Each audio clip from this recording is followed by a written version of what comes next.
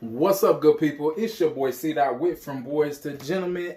As always, if you haven't already subscribed to the channel, make sure you click the subscribe button and go ahead and click the bell so you can be notified anytime we drop new videos. What's up, good people? It's your boy C. Wit from Boys to Gentlemen. Hey, I'm learning. A lot of people don't like talking about slavery. They don't like talking about wealth gaps. They don't like talking about privilege.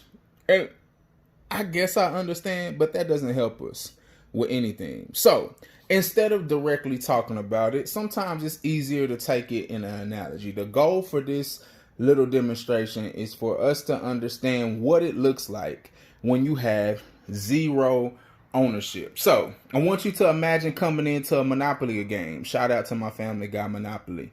I want you to imagine coming into this Monopoly game after all of the property has already been dispersed. It's complete ownership, meaning that people own it to a place where they can put a hotel on their different places. And here you come into the game fresh with your $1,500. So the game has already transpired, and right off the bat, how many of y'all gonna pick up this dice and want to play? It's highly unlikely without a lot of fortunate, maybe a hit on some community, the giggity, what the deuce. At this time, some of the safest spots for me is jail.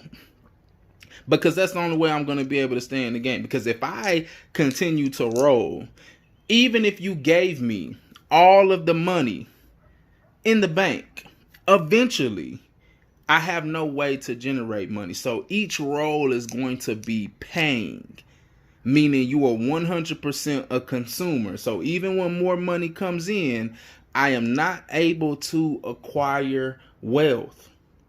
Now, again, I understand people don't like talking about things like white privilege. They don't like talking about things like slavery and the economical impact that it had on black people.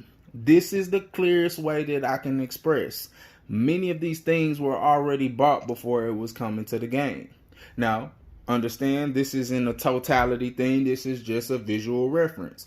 There are a lot of black ownership, but it has to be more in order to generate wealth. If you have a black community with no black ownership, it's an equivalent of playing Monopoly with no places on the board. So hopefully this brings a clear understanding that if we don't have black ownership in our black communities, then we have no opportunity to generate wealth. Let's change this narrative. Let's change this mindset. It is absolutely imperative that we start focusing on black ownership of businesses, of properties, of resources.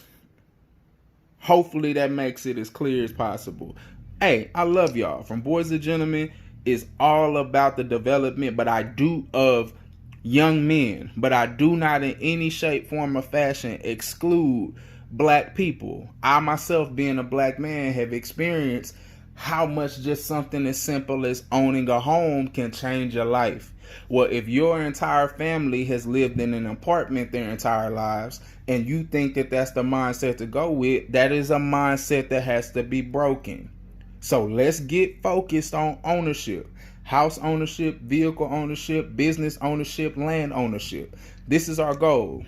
Because otherwise, you're going to be rolling the dice for a very long time. And at the end of the day, you just waiting for that wrong roll to be out of the game.